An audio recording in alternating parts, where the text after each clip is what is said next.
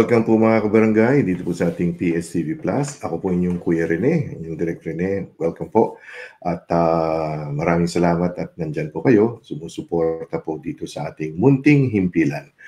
Tonight ay meron po tayong important guest. All of our guests are important pero ito extra important po talaga dahil even back in the Philippines, I've been following her career. She's a journalist, she's an author.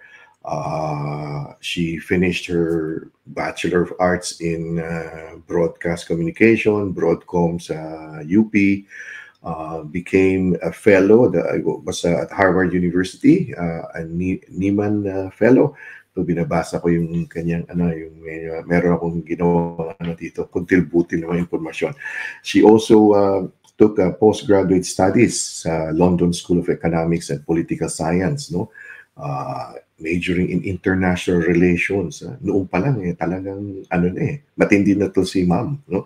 At hindi lang yan, she was the co-founder of Newsbreak, isang news magazine, one of the original 8 ng PCIJ na nagtatag din. And now she's editor-at-large ng Filipino news site, yung Rappler.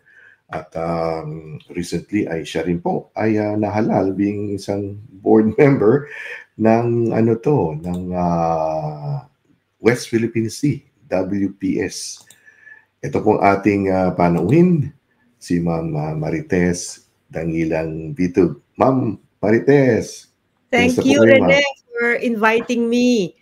Actually, inimbita mo na ako dati, I think years ago, right? Yes, ma'am. I think it was during the pandemic. Yes. You attended our virtual Philippine Independence Day celebration, no? Tama. Nag-reach out lang ako kay Ma'am Marites kasi sabi ko, pandemic, ganun. So, usually kasi, ma'am, dito sa New Zealand, we celebrated face-to-face nung time na yun. No? But nung pandemic, 2020, talagang sabi ko, hindi pwedeng hindi natin. So, I invited Ma'am Marites and some other Filipino guests plus yung dito sa New Zealand. And so sabi ko, medyo 5 years na parang gusto ko nang makausap ulit. Lalong-lalo na kasi sinulat nyo yung, kasi I'm from Mindanao yung sinulat nyo Under the Crescent Moon, yung rebellion in Mindanao. At syempre, nandun din yung Power from the Forest. I think yung libro na yun, The Politics of Logging, meron din it-touch on parts of Mindanao also. No? Tama, oo. Yes. Kaya sabi ko, actually mga kabarangay, medyo matagal in the making ito para parang pelikula to kasi mahaba yung namin, yung usapan namin ni Ma'am Marites para ng may schedule. No? So, we're here now with the co-author ng Unrequited Love, no? Mahaba yan pero yun lang ginamit ko yung Unrequited Love para And si Ma'am Marites ay yung co-author ng libro ay nandito na, no? Si Camille. It's just unfortunate that Camille wanted to join us, but sabi ko, next time kasi mas maganda one-on-one na lang, no? So ngayon si Miss Marites ang ating Pero first of all, ma'am, yung WPS, yung West Philippine Sea? Oo, actually itong WPS, it's a newly founded na foundation or NGO. Oh. Ang talagang pangalan niya, We Protect the Seas. Pero We Protect the Seas at saka it also stands for West Philippine Sea. Founded ito by academics, I think meron ding from the Coast Guard. Yes. Pero ang aim nitong We Protect the Seas is para magkaroon ng dialogue between academics, journalists, analysts, government officials. Yung bang tinatawag nilang dalawa kasi yan, track 2. Pag may mga conferences na track 2, puro yan, NGO, private sector. Pero pag track 1.5, may academics and government officials. So actually, gusto lang ng WPS na foundation na magka-dialogue within the region. Hindi lang ito Pilipinas, but this foundation is based in Manila, pero ng activities ay regional. And nag-iimbita rin sila ng like-minded countries from like Pacific powers, Australia, tapos sa Asia, Japan, India. Actually nga, sabi ko rin hindi pa kami nagmi-meet kasi ka-elect lang. Yes, ka-announce lang nung advisory board. Pero ang first major activity under, ito kasama na kami, is another dialogue in November. 2 months from now. Dito rin sa Manila. And it's also on issues, on maritime issues na may focus sa South China Sea, West Philippine Sea. So yun yung, although WPS already organized their first dialogue last year, hindi nga ako naka-attend kasi I was out of the country then. At saka hindi pa kami inimbita na maging member of the board. So you'll be representing yung side ng media ng mga journalists. Well, oo. Yun ang sabi nila because I'm a journalist, tas nakagawa na ako ng mga libro tungkol dyan. So they wanted me to sit on the board. So it's an honor naman kasi it's chaired by retired Supreme Court Justice Antonio Carpio, who's one of the foremost experts talaga on the South China Sea, West Philippine Sea. And I think, ma'am, it is good also because si Direk Baby Ruth Villarama came here last July kasi dito ginawa yung world premiere ng food delivery fresh from the West Philippine Sea dahil pinigilan diyan sa Pilipinas. Although ngayon pinapalabas na po, and it won Best Pictures and Doc Edge, and so we were enlightened some more with that. And we're happy na ngayon na siya, yung kasi sabi ni Direk, ang gusto niya is ma-disseminate yung information to as many people as possible. And I think this is what the advisory board is also eventually talagang na gusto niyong Oo, maisulong. talagang ma-popularize yung issue.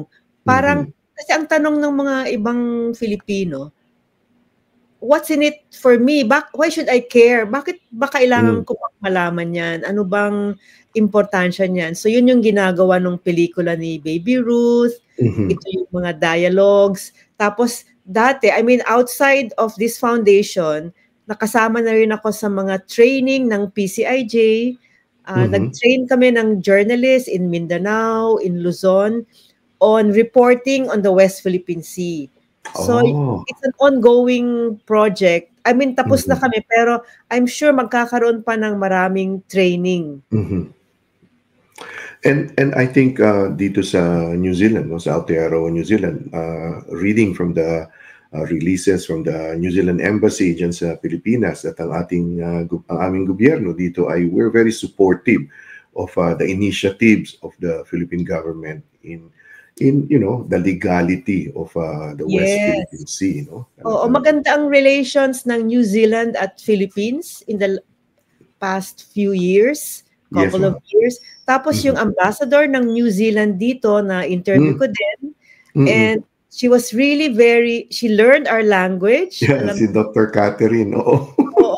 So nakakatuwa na may genuine interest talaga sila, not only sa security issues, but sa culture, sa economy, climate change. So nakakatuwa na magkalapit na ang New Zealand at Pilipinas. And because next year also, we will be celebrating the 60th anniversary of the Philippine-New Zealand, yung parang agreement as yung exchange, bilateral, yung mga ganun. 60th year. So mukhang may malaking mga events, mga ganap na gagawin from your sides, Philippines at dito rin . And hopefully in one of those exchanges, makikita natin si Ma'am Marites dito at makapag-selfie man lang ako. Kasi sabi ni Ma'am, the last time nandito po kayo is 1987. Imagine, 100 years ago. Alam mo, yung New Zealand Embassy sa Manila noon, inimbita ako. I think the Ministry of Foreign Affairs invited me to introduce me to New Zealand at that time. So sabi ko, sana maulit. Mauulit yan, ma'am. Ano, sa Mauulit. 60th year pala, tama. Sa 60th year. 60th year. Yes, ma'am. And also, we have academicians dito na ano din sila, involved din sa politics, no, sa political science. Si Dr. Alex Tan dyan sa University of Canterbury. Talagang ano sa Christchurch, no, expert yan si Dr. Tan on international relations and geopolitics. Now, ma'am, this brings us to The Unrequited Love. Ito yung title talaga ng libro. Co-author si ma'am, The Unrequited Love, Duterte's China Embrace. Yan. Ano po ang what was the idea? Bakit nyo sinulat po itong libro together with Camille? Yes. Alam mo, nung 2016, October 2016, pumunta si then President Duterte sa China. Ito yung first visit niya, state visit. It was very grand. Talagang winelcome siya. So, nanonood talaga. I was watching it, yung mga video, live stream. Tapos, doon sinabi ni President Duterte na hihiwalay na. Hihiwalay na siya sa Amerika. At sabi niya, I will be forever dependent on you. Sinabi niya sa China. So, syempre, as a journalist, parang wow, bago ito, nakaka-shock. Tsaka hindi lang naman mga journalists, yung iba pa ding academics, yung mga ibang Pilipinong who were watching foreign policy. So, I became very interested. So, and then since then, binabantayan ko na, sinusundan ko yung lahat ng visits niya, lahat ng statements niya, basta anything China-related, loans, na-obsess ako. Tapos, sabi ko, maybe it's time, nung natapos na siya, patapos na yung term niya, sabi ko, pwede nang sumulat ng libro. Kasi, at least may konting distance na pababa na siya noon, mag-research na kami ni Camille.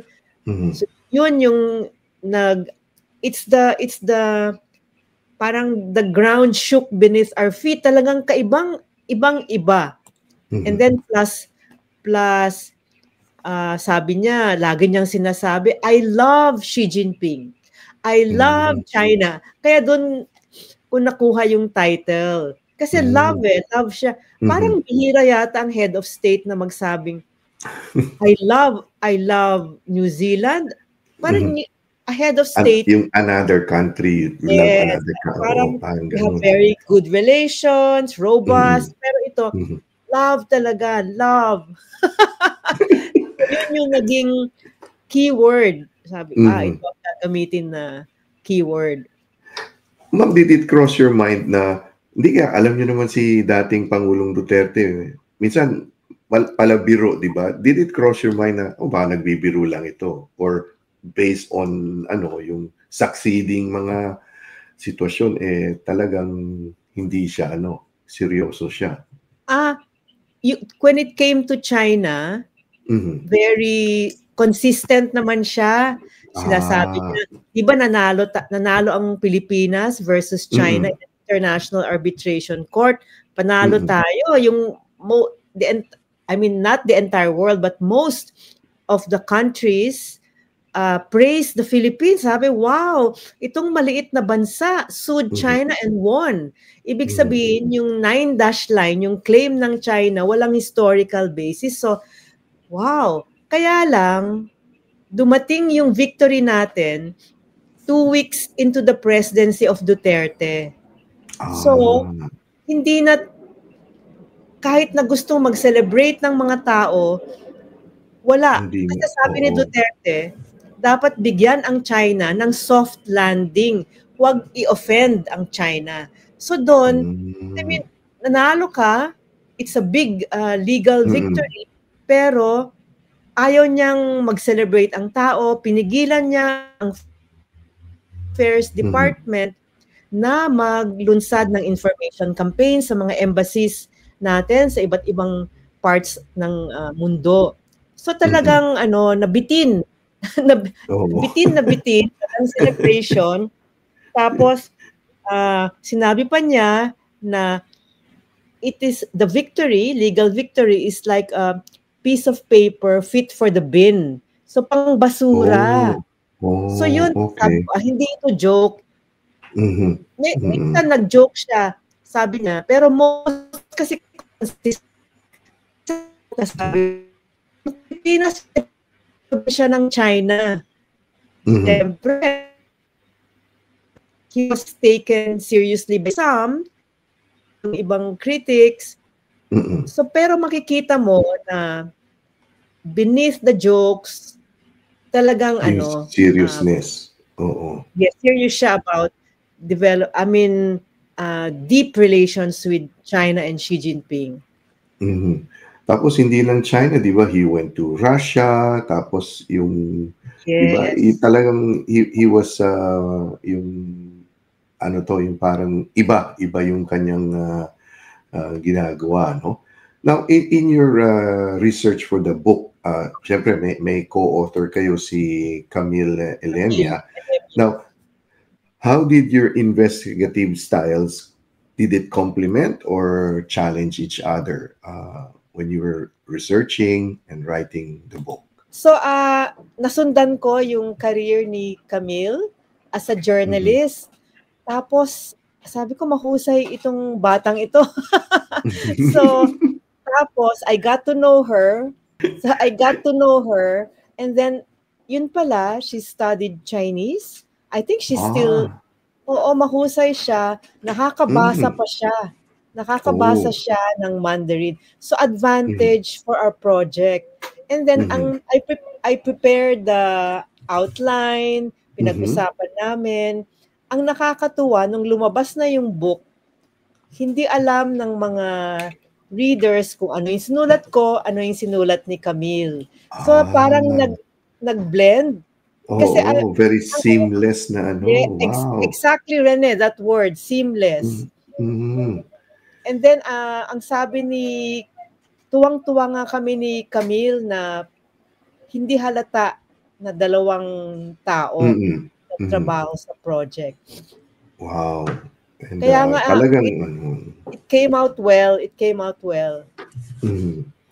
And, sa ating mga viewers and listeners, eventually ay makakausap din natin si Camille. Alamin natin kung nagsasabi ng totoo si Ma'am Marites. Joke lang. Ma'am, so, you said, yung nag-visit si dating Pangulong Duterte, so yun ang nag-trigger, no? What was the hardest obstacle, no? Sa paggawa nitong libro? Was it personal, whether personal, political, or journalistic? Alam mo, it was the secrecy. Yung mga dating officials ni Duterte, hindi lahat gustong magpa-interview. Yun ang nahirapan kami ni Camille. So we had to really look for statements na nagawa na nila noon. We had to talk to sources na ayaw magpa-identify, pero ikukwento nila kung anong alam nila. Pero yung mga ibang malapit kay President Duterte, ayaw magpa-interview. Mabuti na lang at available naman sa internet kung ano yung mga sinasabi nila dati. And then, yung mga sources naman namin na malapit sa kanila, at least maybe may nakausap kami, someone who worked in Malacanang during Duterte's time, may nakausap kami, taga-finance department, yung mga naghanap talaga kami ng mga hindi top people, pero second layer or middle officials, mid-level officials. So, nabuo din namin yung storya. At saka, nakakatuwa kasi even like Camille would do deep research sa internet, may makikita siya na Chinese na report, nababasa niya, nalalaman niya. So, that was really helpful. So, yun lang, ang regret ko lang na hindi namin nakausap yung like the National Security Advisor ni Duterte noon, Defense Secretary, yung mga ganun, the top level. But otherwise, nakuha naman namin lahat kasi may data on loans from China. NEDA was very cooperative. Yun. So, yun lang yung secrecy na kultura noong Duterte administration. Mhm. Now, Ms. Marites, how do you balance being an investigative journalist, no, with the emotional toll of covering sensitive issues, di ba? Yung nga na ano kayo yung parang na ano kayo nung narinig niyo yung sinabi niya. So, how do you balance that, no? Yung parang nakakainis parang gano'n, no? Pero hindi pwede, di ba? Kasi journalist di ba? Pero alam mo, tama ka din na ang rule lang namin ni Camille, lahat ng isusulat namin, lahat ay na-fact check.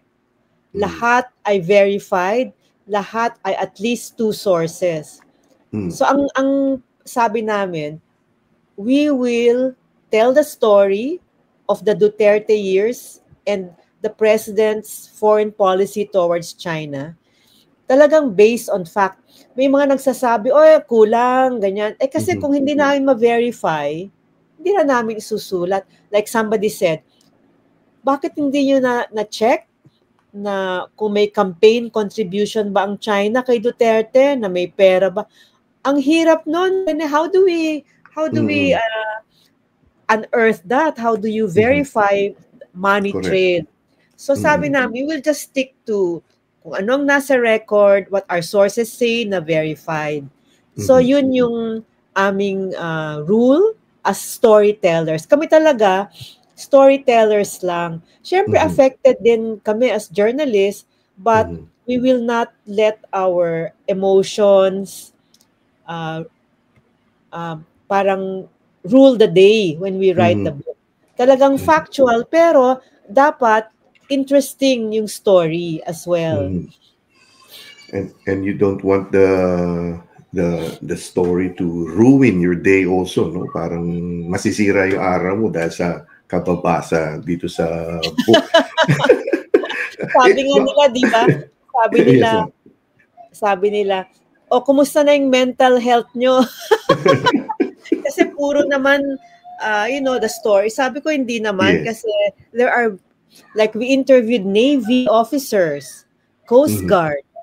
Those who are doing good work, nagpapatrol, ang tatapang, na they really face off with the Chinese Coast Guard, Chinese Navy. So may mga very heartwarming stories.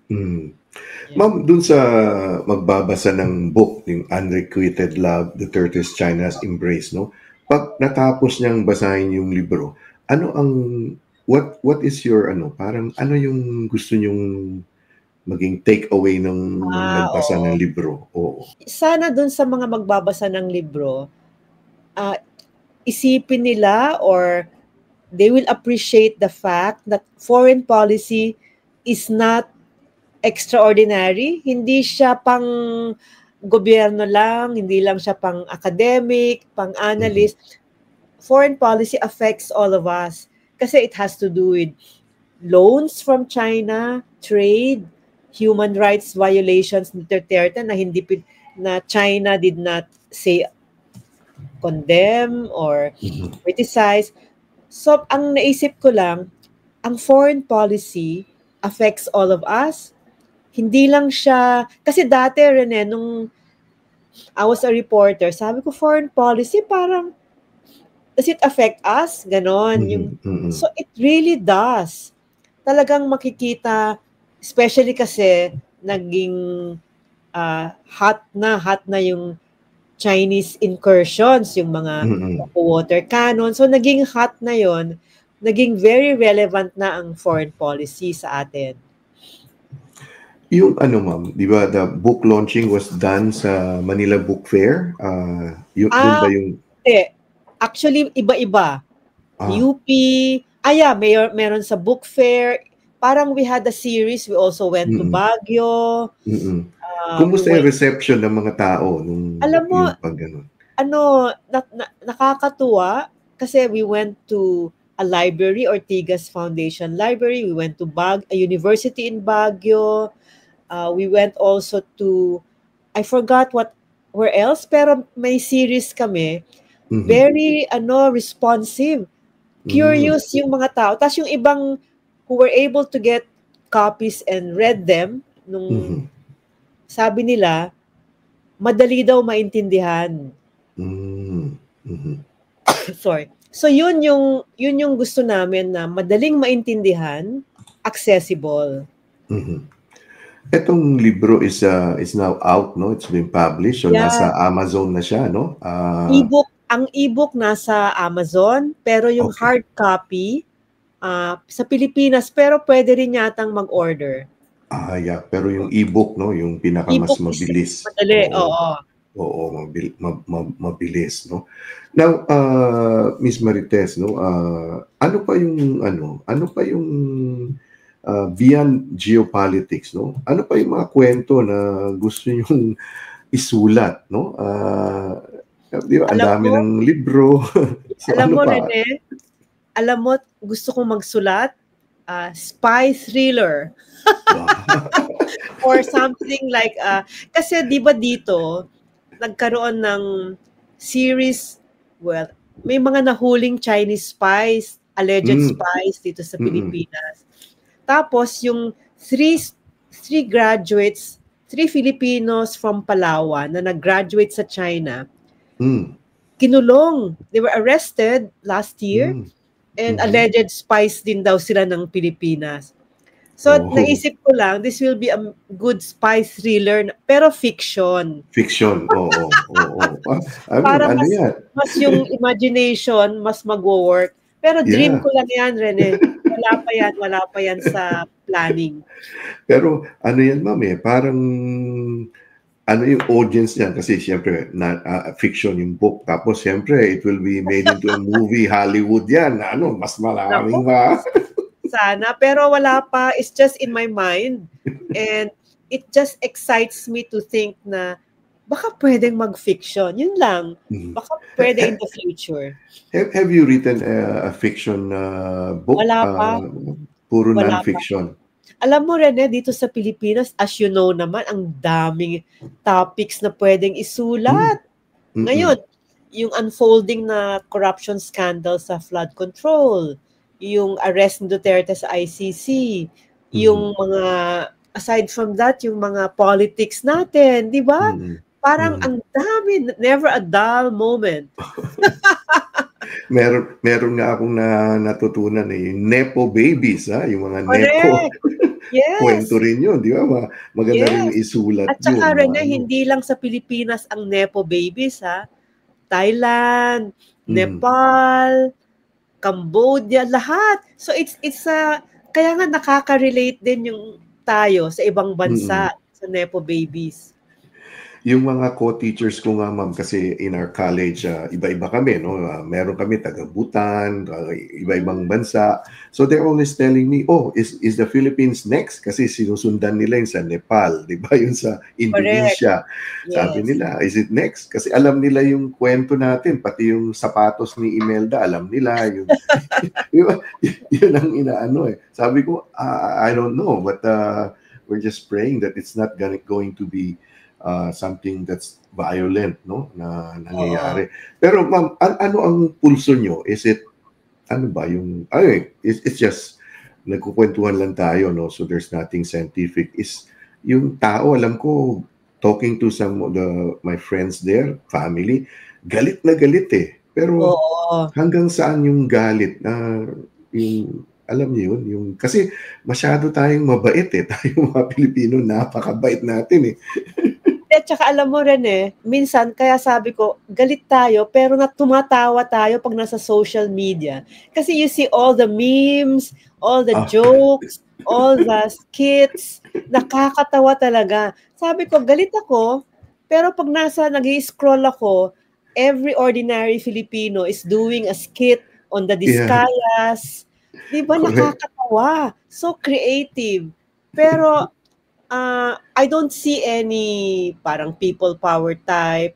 Ang hope ko lang, sana maging educational. Of course, we want justice, We want, pero ang hope ko is for the Filipinos na teaching moment ito, na educational to, para sino nang iboboto natin sa 2028. Correct, so I hope this is really educational for all of us. But of course, we want to hold those guilty to account, DPWH, congressmen, senators, budget department. Grabe, ano? How systemic pala yung corruption. Tsaka, ang corruption, ma'am, hindi na siya milyon-milyon eh. Parang pag milyon, small time ka lang eh. Oo, kailangan billion ng nanakaw. Grabe, ano? Sa Guinness Book World Record na tayo pag ganyan. Kaya nga eh. But you were saying yung we laugh at our yung mga yung mga memes. Naalala ko nung nandyan pa ako nung panahon ni PGMA, ni Gloria, lumabas yung ringtone, di ba yung mga... Oo, talaga, di ba? Siguro that's a good book also, ma'am, na parang nagko-cope mga Pilipino pa. Oo, pero tingin ko tapos na yung people power phase natin. Yes. I think, I think this will be really for elections and higher awareness. Ngayon, pag yung civil society na nagbabantay ng budget process, mas higher ng awareness. And the youth, the Filipino youth is quite vigilant in terms of yung vigilance na hindi yung parang laban pero talagang nakatutok, no? Hopefully mas lumaki yung ganung Yes, talaga. Yung more engagement talaga. Miss Marites, ano po yung mensahe nyo sa amin, mga nasa New Zealand, no? Malayo but we all have our connections with our homeland. Pero ano yung nyo, based on dito sa mga nangyayari o na nakikita nyo and based on yung na-research nyo sa libro, no? And what would be your parang takeaway namin from you? Alam mo, Rene, nakakatuwa. I was able to give book talks in the US, in Japan, and mga Filipino students, of course may foreign nationals, pero kausap ko yung mga estudyante, yung iba professionals, very interested pa rin sila kung sa anong nangyayari sa bansa natin, sa Pilipinas. Pero I think from afar, ang magagawa ng mga Pilipino dyan is to be, ang tawag nga is parang just mag-engage sa conversations, supportahan yung mga journalists. Ito na yung plug ko. Supportahan yung mga independent journalists, mga websites, yung mga may credibility. Kasi pag ganun, yun ang I think that's the pinaka-basic level of engagement is to really read, support independent journalism from my point of view as a journalist. Oh, yes, ma'am. And ako personally, I always push for Rappler. So, yun ang aking go-to, parang credibility when it comes to dati, mga Inquirer, pero hindi ngayon, Rappler, hanapin yung Rappler, nandun pa sa Rappler. Okay lang naman ang Inquirer, number 1 nga sila. Number one sila sa online. Oh, yeah. Okay. Pero it will be really great for Filipinos there to also support the smaller websites. Kasi number 1 na yung Inquirer, GMA, mga ABS. Tapos meron yung mga smaller groups. Number 5 na ang Rappler, which is not bad. Kasi not bad. Bata pa ang Rappler eh. Then there are the smaller ones, PCIJ, Vera Files. So yung mga ganon, it will be really great for Filipinos in New Zealand to engage with us and support our journalism.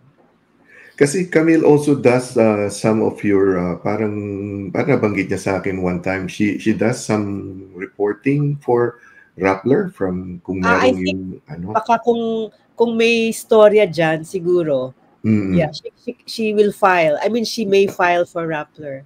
Yeah, and also yung Vera Files, yan, isa pa yan na dati talagang yan di ba? Binabanatan ng gobyerno yan dahil at saka PCIJ din. PCIJ nung time yun na even Rappler, di ba? Nung panahon ni Presidente Duterte. Kaya nga nung nanalo si Maria Ressa, tontuwa ako kasi naging intern kasi ako sa probe team nung time na yon. Siya yung director. Kasi si Cheche was my ninang. So parang kailangan ko mag-internship. So nag-intern ako. So nung nanalo siya, parang bragging rights ako sa mga co-teacher ko. You know this person? I know her. She was my boss. Sabi ko. So, ma'am, maraming salamat po. Looking forward to have you in New Zealand kasi earlier today I had a podcast with Dr. Eunice Garland. So si Dr. Eunice is the head of the education department ng AUT, yung AUT University, one of the universities dito sa Auckland, and they have signed the ambassador, the embassy, the university. They have signed an agreement to create what is known as the Philippine Studies Hub, dito sa. Oh, that's great. Good news yan. Oo, kasi parang gusto ng mga stakeholders kasi dumadami na rin yung mga estudyante na mga Filipinos na dito na lumaki, dito pinanganak, and they're looking for their roots, So etong Philippine Studies Hub is something that I will link you with Eunice, kasi para yung nag-aano din sila, they're looking for partnerships or kung ano man yung pwedeng gawin. Talagang pinupush ko na si Ma'am 5 years ko na pinupush. So siguro 1 taon na lang kasi 60th year Malamang we need credible journalists to come and celebrate with us the 60th year of partnership between Aotearoa, New Zealand and the Philippines. Miss Marites, maraming salamat po. Thank you, Marites. Sige. Ingatan niyo yung ubo niyo kasi Okay. Thank you so much. And also I'd like to thank our pasalamat ako sa ating mga listeners and viewers na pinayagan niyo kami ni Miss Marites na pumasok po sa inyong mga tahanan, sa inyong mga puso. Ma'am, meron kayong yung podcast niyo, Hindi Ito Marites? Ano yun? Yes. Oo, panoorin nyo naman yun, yung hindi ito. 3 minutes lang yun. Oh, yun. I explain foreign policy issues in 3 minutes in our language.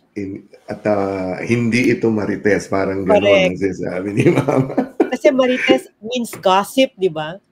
Oo nga, opo. So, hindi po yung gossip, kundi ito ay mga credible information. At yan din po ang layunin ng ating PSTV Plus is to come up with ating munting channel with 18,000 subscribers. Maraming salamat at gusto rin namin yung tama at totoo lamang ang ating ipaparating. Maraming salamat. Thank you. Thank you. Take care and God bless. Till next time. Bye. Till next time. Bye-bye.